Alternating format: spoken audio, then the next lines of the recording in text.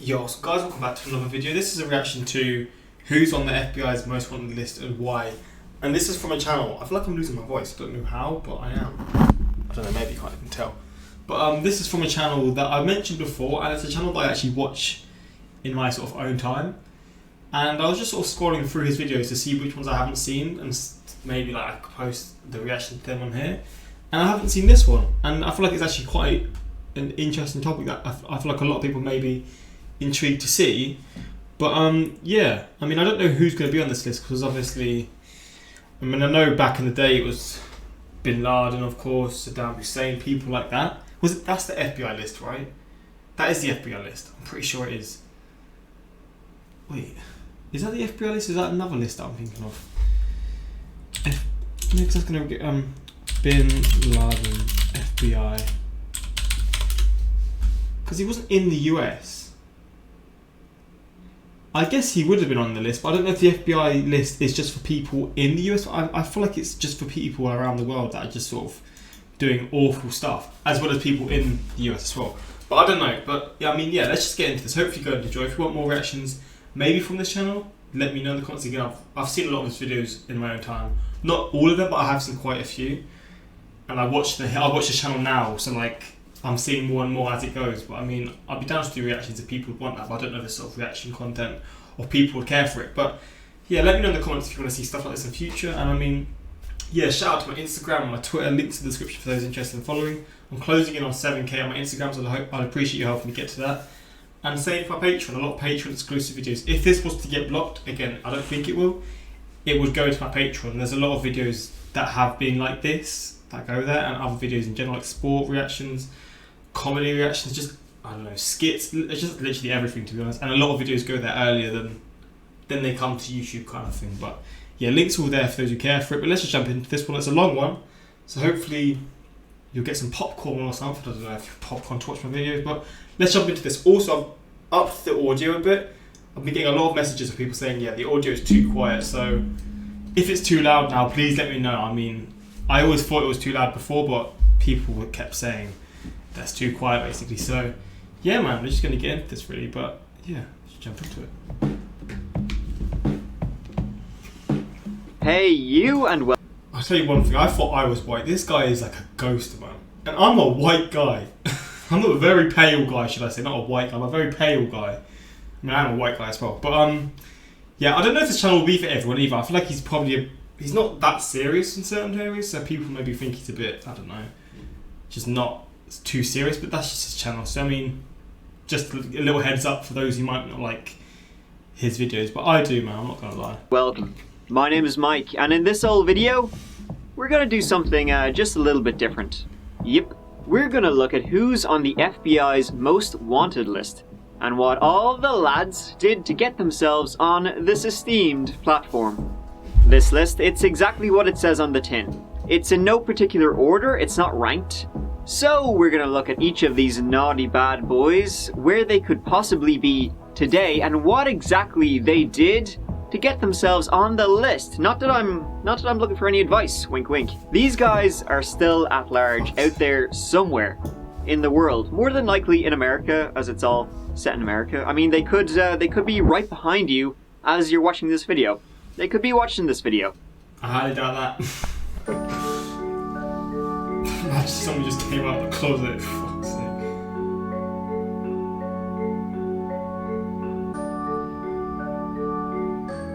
Okay, so first up, who we got? Well, how about Jason Derek Brown? Jason grew up in LA, born in 1969. Nice. A Mormon, he did time missionarying, that's a word, right? In France, where I don't think he had too much luck, to be honest. Writing at the time being 1989, to his grandparents. There are days that are really, really tough when no one wants to listen to us, and you just wonder what's this all about. Then there are days you have a baptism, and you're on top of the world, wishing you never had to come down. Sounds just fantastic. Jason's dad, David, is an alleged thief with huge gambling debts who was actually booted out of the church for stealing. He disappeared in 1995, which many have speculated that that's what led Jason to do. in 1995, not 65, it makes sense, he wasn't even born. 95, which many have speculated that that's what led Jason to do what he would do and get on a list you really don't want to be on. After Jason got all that missionarying out of the way, he moved to Laguna Beach, California, and got married. However, it seems that his father's disappearance didn't sit too well with him. Shortly after, he divorced and started living the high life. Left the church, cars, women, drugs, gambling, all that good stuff. Moving from California to Utah to Arizona to Texas. But by 2004, he was essentially a broke grifter, just like his daddy, which in turn led him to do something quite drastic and shitty. 911, what is your emergency? There was about 5 shots fired. It was quite a few shots that rang out. It sounded like one gun. 911, what is your emergency? My driver just called and said our guard is down. He's been shot, and he's been shot several times. Please get somebody there. On November 29, 2004, Robert Palomares, a 24-year-old armored car guard, was taking the money from an AMC theater in Phoenix, Arizona at 10 a.m. He was approached by a masked man who shot him 5 times in the head. He was carrying about $56,000, which Jason took. He ran off into an alley and then was off on a mountain bike. Robert Palomares was pronounced dead an hour later. Wait, so he didn't die straight away and he got shot in the head? Fuck me, that guy was a fighter. The fact that he got away on a BMX though just baffles me. Nowadays there's cameras everywhere. I don't know how you can get away without being found. It is so baffling. And you see with FBI most wanted lists, do people always get found? I said that's a stupid question because they don't. But will the lists stay the same, or once someone's found, or I don't know how to sort of word it. If someone's not found, will they still stay on the list, or do they slowly move down because the longer it takes to find them, the less of a priority it is, kind of thing? I wonder, because I guess maybe some people have been on there for years, but I don't really know how that would work. A few hours later, the police found that mountain bike, fingerprinted the shit out of it, and bingo bango, you got your Jason Brown. After the murder, it's believed Jason drove to Las Vegas, then to California where he stayed with his brother. The FBI learned of this, and were actually only an hour away from catching him at his brother's home when someone, wink wink, tipped him off and he escaped. Jason's brother would, for harboring a fugitive, would later be charged with obstruction of justice. 6 weeks later, Jason's car was found abandoned at Portland International Airport. And that's kind of it. What the fuck?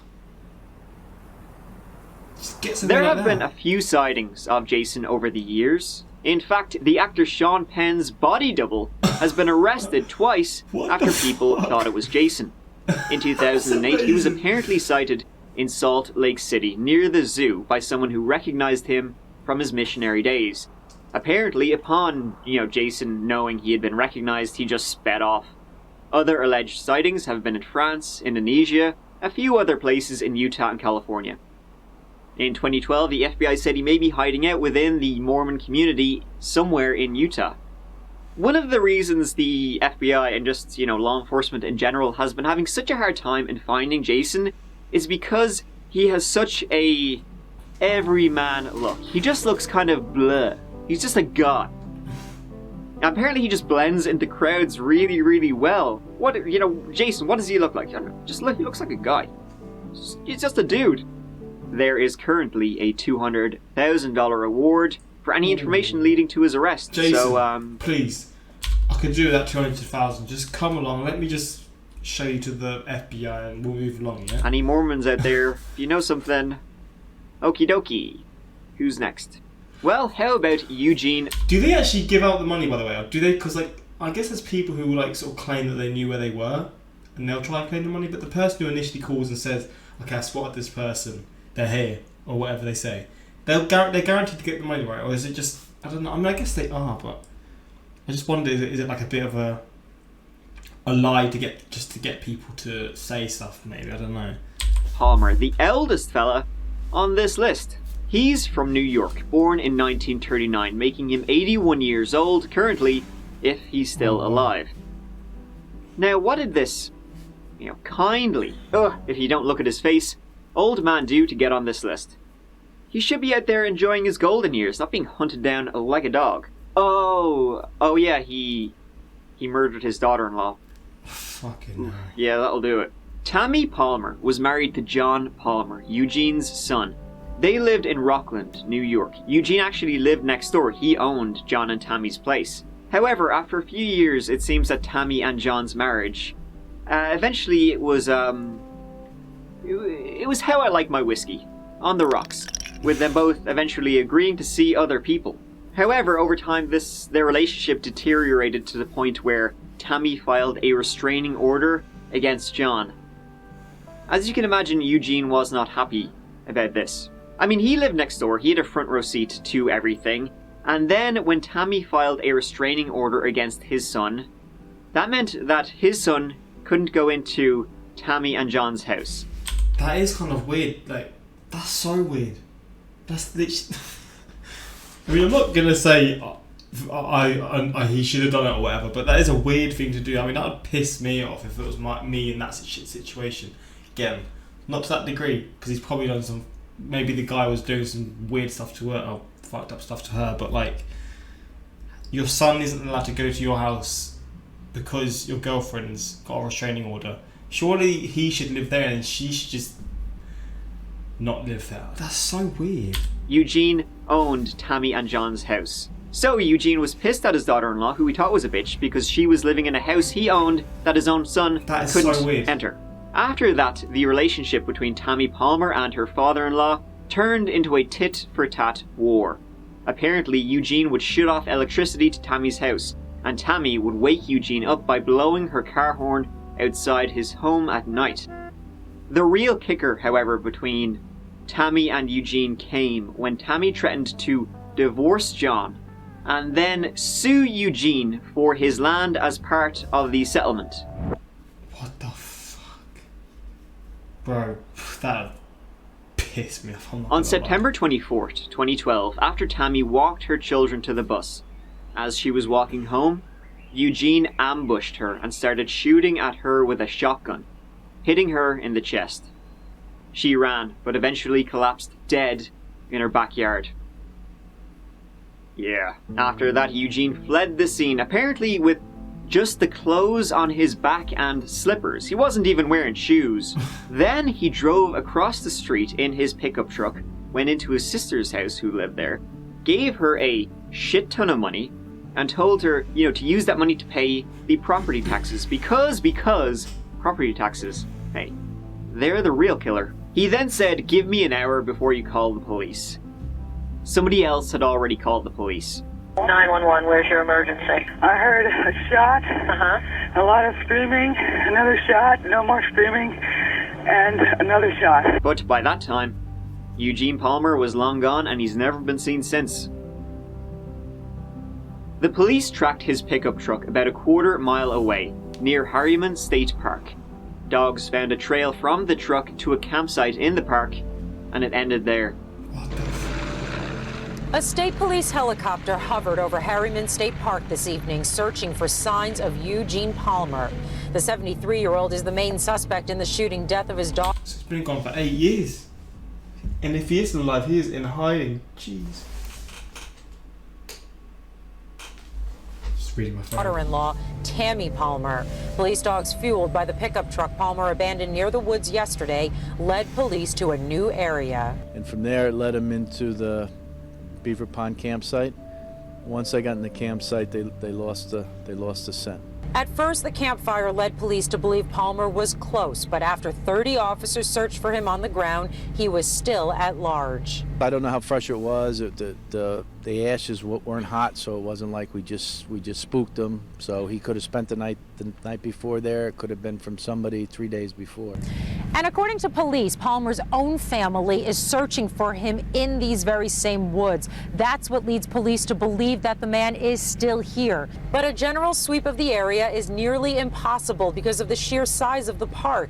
It is more than 45,000 acres large and straddles 2 different counties. Investigators are eager to find Palmer because they want to know what happened in the moments before the shooting. There's more than one side to a story. We'd like to hear his side of the story just to find out what actually happened. Some think he died in the park. Others, he's living out with relatives in upstate New York or Florida. We just don't know. Though that big red face in him should be, easy to spot. He's also got a deformed tum, so watch out at the next Tongue?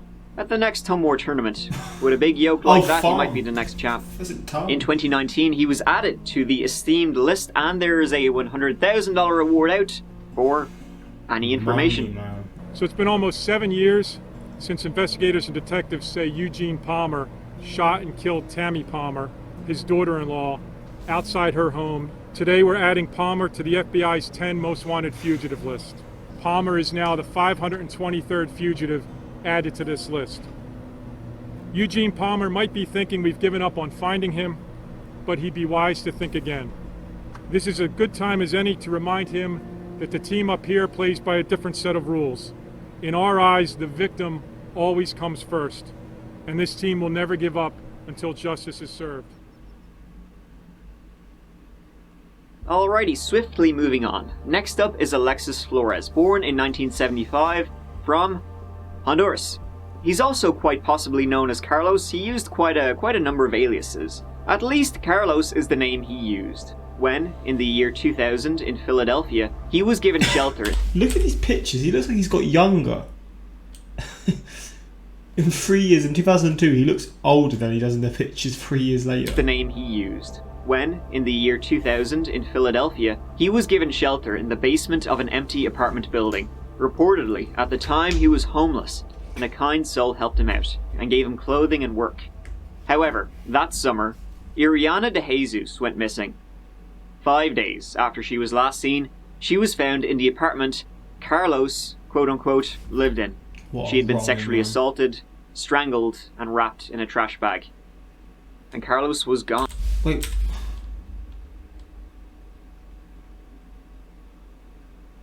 But our body found... I didn't know if she would have been alive or not. I mean, I assume she wasn't, but... Assaulted, strangled, and wrapped in a trash bag. Sake, man. What a wrong... And Carlos was gone. 2 years later, in 2002, Carlos, Alexis Flores, was arrested for shoplifting in Arizona.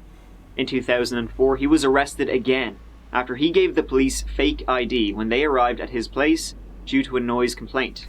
Alexis was then deported, kicked out of America, sent back to Honduras. He was living in America illegally. And it would be 3 years later that Alexis Flores would be linked via DNA to Iriana de Jesus. Man, they had them. However, where he is, nobody knows. They had him in their hands, literally.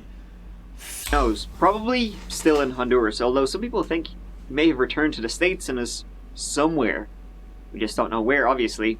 Again, you hear anything, $100,000 are going your way if you have any information leading to his arrest, so don't keep it to yourself. Alright, next. And I'm gonna butcher some names, you guys. Bhadreshkumar Patel. Sorry, India. Bhadreshkumar. I'm just gonna... I think I know this guy. Isn't he the one who got married and then killed his wife in a restaurant? They were working and then he killed her. Is this the guy? Call him Bad Boy. It's much easier. Was born in 1990 in India. In 2013, he married Palak Patel. It was an arranged marriage. And in 2014, they traveled to America, visiting Bad Boy's mother. Maybe not. They had only planned on traveling to America, visiting his Bad Boy's mom for 16 days, but evidently they liked it so much they decided to stay on. They eventually ended up in Maryland, and it seems that around this time their marriage became quite strained. Palak, she wanted to return to India. Bad Boy, no sirree Bob. Both their visas had also expired at this point, so the pair of them ended up working in Dunkin' Donuts in Hanover. I know, but this one is fucked beyond belief, man. Maryland. It was owned by a relative, and on April 12th, Bad Boy lured his wife to the back of the shop, and with a knife, stabbed his wife to death just after 9:30 p.m. I guess he really wanted to stay. After the murder, seemingly, that stemmed from an argument they had over her wanting to leave, him wanting to stay. Bad boy left the store. A couple of hours later, customers started coming in looking for their donkeys. Lights were on, but nobody's home. Eventually, a cop arrived looking for his donuts. He walked into the back of the store, found a grisly scene. It didn't take them long to, check. So he had hours to get away. I couldn't remember if he just, her body was found, a few minutes later or something. Hours. So in that time, he could have got so damn far. Check the CCTV and figure out what happened.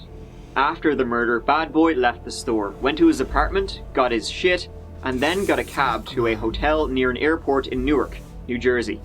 He checked in at 3 a.m., checked out at 10 a.m., got a bus to Penn Station, NYC, and has never been seen again.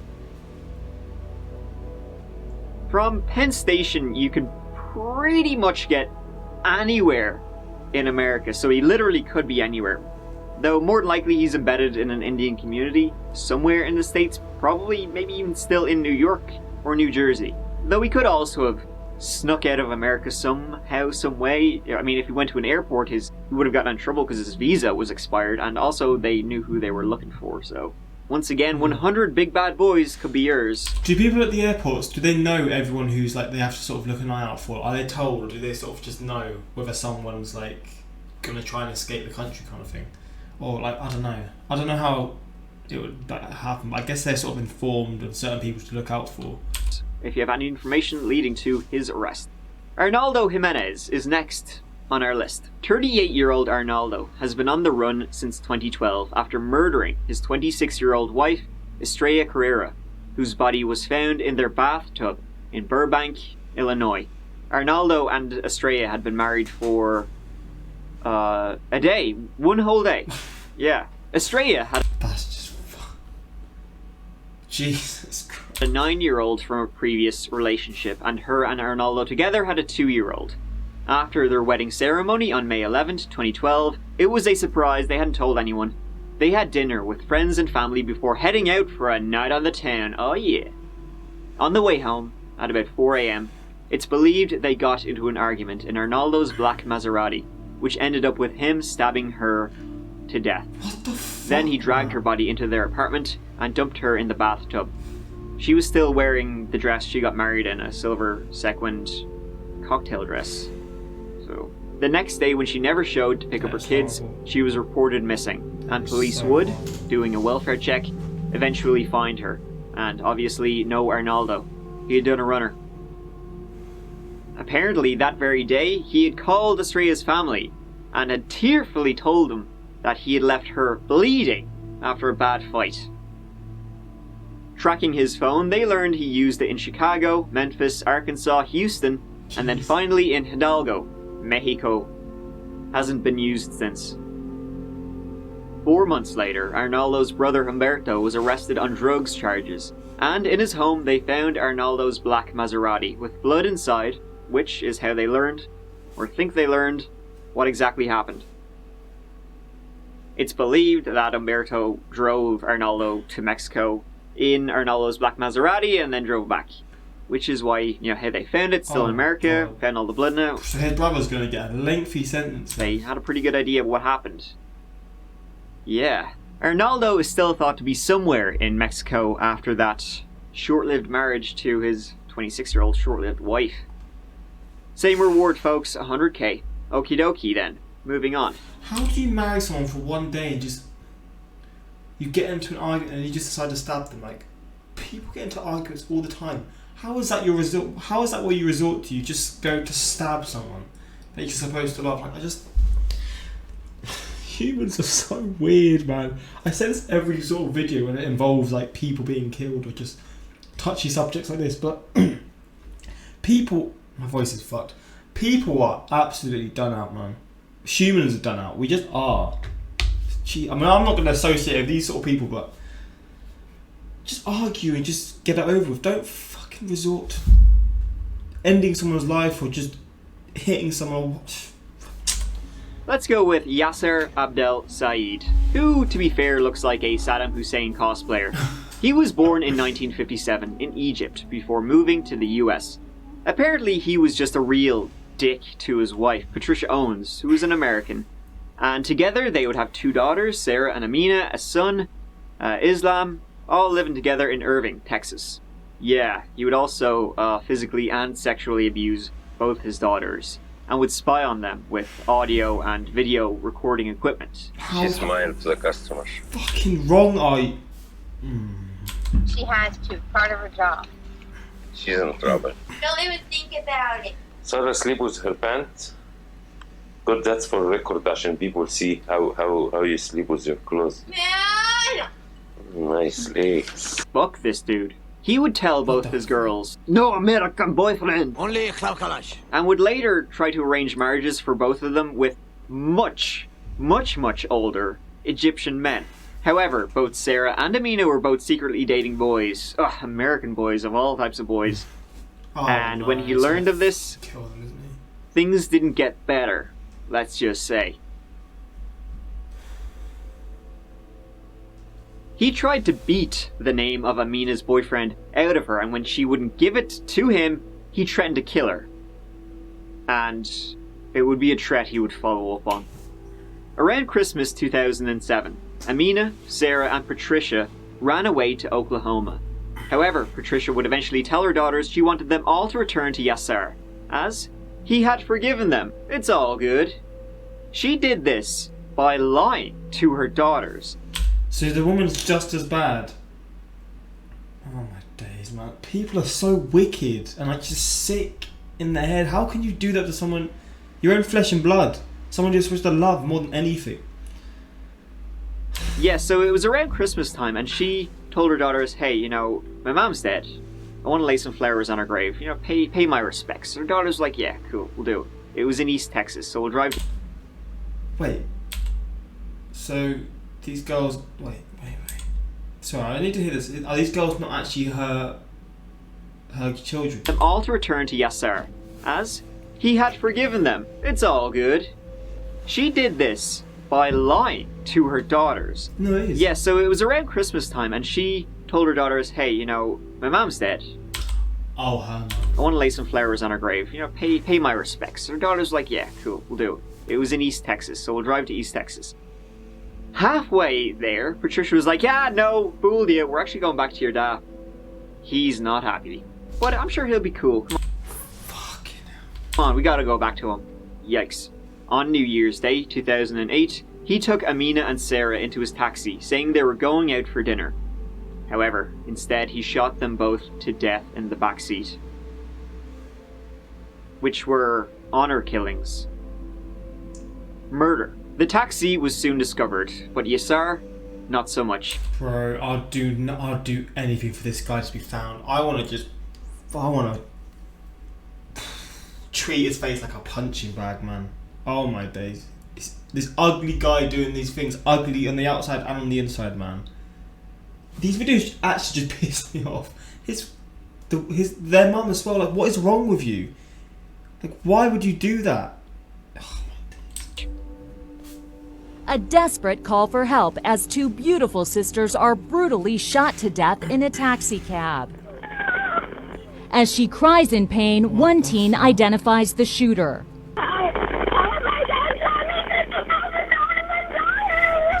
She says the man opening fire on her is her own father. Family members say Sarah and Amina were murdered by their father, a Dallas cab driver named Yasser Said, in a horrific honor killing. Said was upset his teenage girls had become too westernized, like their American mother, Patricia, who was born and raised in Texas. Did their mum know then? Did she know what she was doing? Because even just to sort of bring them back after they'd been through their childhood, he was abusing them and all this kind of stuff. Surely she knew what was going to, maybe not to that degree, but she knew that he was going to hurt them at least and hurt them seriously. Even though that, just like... Me and my beautiful mommy. He has ties to New York, Texas, Virginia, Canada, and Egypt, possibly working as a cab driver in New York or New Jersey. I mean, look at him. He's definitely working as a taxi driver. What a piece of shit. That's disturbing. Swiftly moving on. Santiago Villalba Mederos, aka Pucho.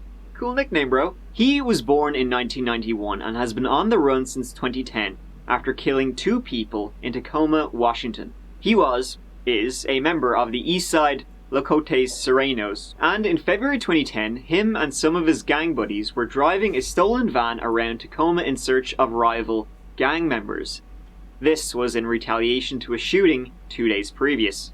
Camille Lowe, an aspiring veterinary technician, was shot and killed because her and her brother were riding in a red car and her brother was wearing a red coat, the colour of the rival gang. Her brother was shot and wounded. A month later, Bro, Santiago...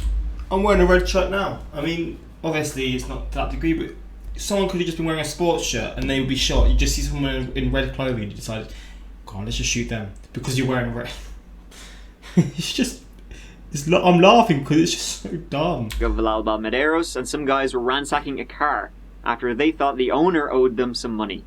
When 3 people confronted them, Santiago shot and killed Saul Lucas Alfonso.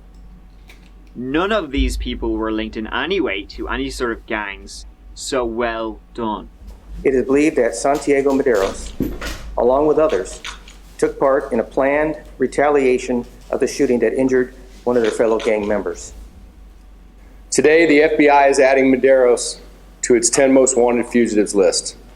In addition, we are now offering a reward of up to $100,000 for information leading directly to the arrest of Mederos. Also, when they say they're rewarding people, can different people give them clues, and if they find them, they'll reward different people, or is there only one person who will get the reward? Our hope is that this announcement makes more people aware of our search for Mederos, and that it brings someone forward with information about his whereabouts. Whether Mederos is in Mexico, or still here in Washington, or anywhere else in the world, the FBI is committed to finding him and ensuring he faces justice for the innocent lives he took in 2010. Since then, it's believed he may have fled to Mexico, but he also could have returned to the US. 100 big ones on him for any information. Now, Rafael Caro Quintero is a Mexican drug trafficker, and he made the cut. Apparently, he was one of Mexico's first and most powerful cartel leaders. Now he's on the run. Kind of. He's on the run in the same way these rich and powerful cartel leaders, when they're on the run, they still have time to give interviews. Like El Chapo. Actually, I think they're friends, actually, this guy and him. He's in Narcos, I guess, if you want to learn more about him. Te voy a hacer una pregunta y más vale que no me eches pinches mentiras. ¿Cómo se llama? ¿Cómo se llama? Rafael Caro Quintero. Está, carnal. So we could spend all day on this guy, because he's a pretty interesting guy, I'll give him that. But let's just stick to why he's on this list. Because he murdered quite a few people. Indubitably. But it was his murder of undercover DEA agent Enrique Camarena Salazar that did him in. He served 28 years in a Mexican jail for that murder when he was actually sentenced to 40. Rafael Caro Quintero has served 28 years of a 40-year sentence for the brutal death of Drug Enforcement Administration agent Enrique Camarena. A court in Mexico released the former member of the Guadalajara cartel after it ruled that he should have been tried at state level rather than on federal level. The U.S. Justice Department has said it's extremely disappointed by the decision to free Quintero and has made it clear it has a continued interest in securing his extradition to the United States. So the Americans want him for that, but they also want him for a lot more. It's believed he is in the area of Bhadreshkumar, Sinaloa, Mexico. He's also wanted as he is identified as one of the leaders of the Sinaloa cartel, responsible for smuggling hundreds of tons of meth, marijuana and cocaine into the United States. The United States Department of State's Narcotics Rewards Program, that's a mouthful, is offering a reward of up to $20 million for information leading to the arrest and or conviction of Rafael Caro Quintero. He's probably the most wanted man on a list of wanted men. And there's quite a few dollary-doos, quite a bit of kibosh if you're feeling brave enough to finger him. Wrong word. Next up is Robert William Fisher. What did he do? Oh boy. Robert was born in Bro, he's on something right here. Jesus Christ. How alert is he? 61 in New York City. He was a US Navy veteran, a firefighter, a surgical catheter technician. Now correct me if I'm wrong, but isn't the catheter the thing that goes up your, what a job. Ooh. And he was also a respiratory therapist. He married Mary Cooper. He's had some decent jobs then. Some better than the others, but he's had some very high level jobs for certain things. With the thing, the catheter thing, would that be just a high level job? I don't know. And he was also a respiratory therapist. He married Mary Cooper in 1987, and together they had 2 kids. The family lived in Scottsdale, Arizona, and Robert was quite an active member of the Scottsdale Baptist Church men's ministry. So the problem in this particular case arose when the quite submissive, maybe timid, Mary Cooper decided she wanted to divorce Robert. Now, Robert's mother, she had divorced his dad when he was quite young and she left. And that kind of scarred Robert for his life, really, so he didn't take that well. On the 9th of April 2001, neighbours heard loud shouting and that kind of stuff coming from the Fisher home. And then in the early morning hours of the next day, the house exploded. When the fire was finally put out, the investigators discovered quite a grisly scene. Found within the home is what is believed to be an adult female and 2 children. Bro, why would you... I mean, I don't even understand why you'd kill someone that you love as in your wife, but at least if you're going to do it, I say at least if you're going to do it, if you do it, don't fucking... Your kids as well, like... Oh, it's fucked in every fucking way. How wrong are you to do that? Again, I'm not saying do it to your wife, but what I'm trying to understand is, okay, if you're going to do it to your wife, maybe because your children will hate you. I don't know. I'm trying to understand it. You can't understand it. Fucking hell, man. This reminds me of that other guy. I forget his name. Is it Chris Watts? It's not the same sort of situation, but I feel like it was a normal... He seemed like a pretty normal guy, just a normal family, like just a normal dad. And he does this, like... And obviously Chris Watts was just as fucked as well. I don't know who's... I mean, you can't really compare. They're both awful, but just... Come on, man. Seriously. May come into contact with them to just be cautious. At this point, we now know that it is a triple homicide. Mary and their 2 children, Brittany and Bobby, were found to have been killed in their sleep. Their throats cut. Gee, their throats cut. Oh my days. Before being shot in the head. Then, Robert pulled out the gas furnace. The gas line started pumping gas in, and Robert lit a candle, then fled. He had a 12-hour head start before the house exploded. And he's never been seen since. So that shouting that people were hearing was actually probably him murdering his family. The night before the murders, CCTV showed Robert taking out $280 from an ATM. A weirdly specific amount and probably not enough to live off for very long. 9 days after what happened, Mary's car was found in the Tonto National Forest, about 50 miles away from the Fisher home in Scottsdale. Their dog was still inside. It wasn't just a random kind of thing that the car was found there. Robert was very familiar with that area. And there happens to be quite a lot of caves nearby that it was theorized that Robert could be hiding in one of them or maybe dead in one. See, at the time when the car was found, there wasn't exactly a thorough search done. As I said, Robert had been there quite a number of times before, recently actually with a friend of his. And it was also theorized that Robert was quite depressed when he found out that his wife was contemplating divorce. So who knows? We just don't know what happened to him. In 2004, a man who looked like Robert Fisher in Canada was arrested. Canada, again, always up to no good. But his fingerprints ruled him out. Whether he's alive or dead, we just don't know. Could be incredibly likely he's still out there somewhere. Theories abound. But as I said, we have no idea. But he's probably the most famous case on the list. This is another question, and this is just me being really stupid. Say your fingers, your skin on like your fingertips gets ripped off. Will it grow back the same? It won't do, right? It grows back differently. I don't know how stupid this is going to sound. I've always wondered this though, like, because if it doesn't grow back the same, which again it probably will, I don't know. surely what you could do is just, I don't know, rip your fingertips off, and I mean, there we go. It grows back and it's all normal. But I guess maybe you can sort of tell by the fingers if they've done that or not. I don't know. That's just a question I'm interested in knowing. And finally, we have Alejandro Rosales Castillo, only 21 years old. Jesus. He was born in 1998 in Arizona. In 2016, 17-year-old Alejandro was living in Charlotte, North Carolina. And, well, he worked at a Showmars restaurant. He worked at the Showmars restaurant with his girlfriend, Amia Feaster. At one point, another co-worker, Truc Kwan Sandy Laila, I'm sure I butchered that again. Why do I even bother? Sandy. She actually had dated Alejandro in the past, but obviously he had a new girlfriend now. Sandy lent Alejandro some money, and he never paid her back. And Sandy would go missing on August 10th, 2016.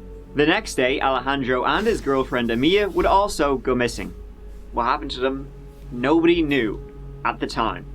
A few days later, Amia's car was found in Charlotte, abandoned. And on that same day, both Alejandro and Amia's families were called by them, saying they were safe, but ooh, they didn't know where they were. To which the family suspected they had been kidnapped. And soon after, Sandy's car was found 2,000 miles away in Arizona. Yeah, quite a bit away. So, 3 people who all worked in the same restaurant went missing. What happened was this. On the night of August 9th, 2016, Sandy met up with Alejandro, expecting him to pay her back. He had no intention of doing this. Instead, him and Amia drove Sandy around in Amia's car, and Alejandro forced Sandy to withdraw money from her bank account at gunpoint. She withdrew $1,000, which was her entire bank account. Then they drove to a secluded wooded area, and Alejandro shot Sandy in the head before dumping her body in a ravine. Sandy's body was found a week after she went missing. Evidence that we've been able to gather over the course of the last 3 days brought us to this area. Lee has been missing since last Tuesday when friends say she went to meet former co-workers Alex Castillo and his girlfriend Amia Feaster at a gas station on Eastway Drive near Central. I don't know how a couple can come to the conclusion to do something like this. I don't really get it. I mean, one person is enough, but 2 people agreeing on it and sort of going through with it. I'm just like, how are you so deranged? Avenue. Castillo owed Lee $1,000 she had loaned him, but instead of making a deposit, Lee's bank account was drained, and all 3 disappeared. Tuesday, police issued arrest warrants for Castillo and Feaster for possession of a stolen vehicle after Lee's car was found in Arizona. Then Alejandro and Amia fled to Mexico, where they were seen on camera. 3 months after Alejandro and Amia disappeared in Mexico, Amia turned herself in to the authorities and was extradited back to the United States. She was charged with accessory after the fact, a felony murder, and larceny of a motor vehicle. She told the police that while they were there in Mexico, those 3 months they were there, they were in Aguascalientes, and one morning she got up, and Alejandro, he was gone. No one knows where he is. Is that it? Oh. And that's it. A quick look, at the FBI's 10 most wanted list. Some batshit shit there, some wackos. In the next video, we'll be back to our one topic where we investigate it in depth. I just wanted to... Man, there's some really crazy people out there who have never been caught. It is flipped, man. It is so frustrating because some of these... Well, all these people are so messed up, but like... Just some of these cases are just like beyond fucked. I mean, they're all beyond, but like just some are just so messed up. I just don't know how they can do it. But then I just wish they were found, man. Honestly, for most wanted lists, most of the crimes are more tame than I imagined they'd be. I mean, well, because people got caught, but I mean, like. It can't really be more tame than murder, can it? Or less tame than murder? I don't know. Eugene Palmer is definitely on his land. I bet he knows every inch of that forest. This is the most culturally diverse list of men I've ever seen. Imagine being able to escape from the FBI because you look like a generic character model. The case of Sarah and Amina is literally the saddest shit I've ever heard. 9/11 call is devastating. How they even have footage of that and like recordings of it is so mad, man. I went to middle school and high school with them and played soccer with Sarah, who was in my classes. They caught Yasser a few months ago hiding out with his son near Denton, right under our noses. Rip Sarah and Amina. Justice is going to be served. Wait, so the dad was found? Yes, sir. I don't know what his name was. Was that? I can't even remember his name.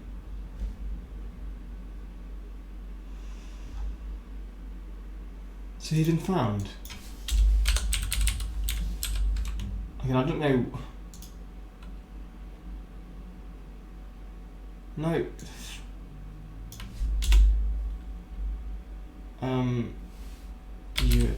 FBI.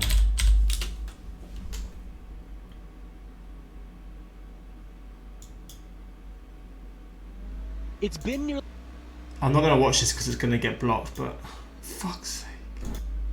Bro, please give him a death sentence, man. That's a relief though, man. That is a relief, man. I mean, I'm going to watch that in my own time because I do genuinely want to see that, but I can't show it on my YouTube. But if you want to see it, you know how to find it because it will get blocked on here. But yeah, I mean, hopefully you guys and girls enjoy this as much as you can. Of course, you can't enjoy these reactions, but I don't know, they are very interesting to see, and it's just, yeah, crazy how people can do some of the things that they do. But yeah, I'll see if I do more of these in future if you want them. But yeah, until next time, like, subscribe. Peace.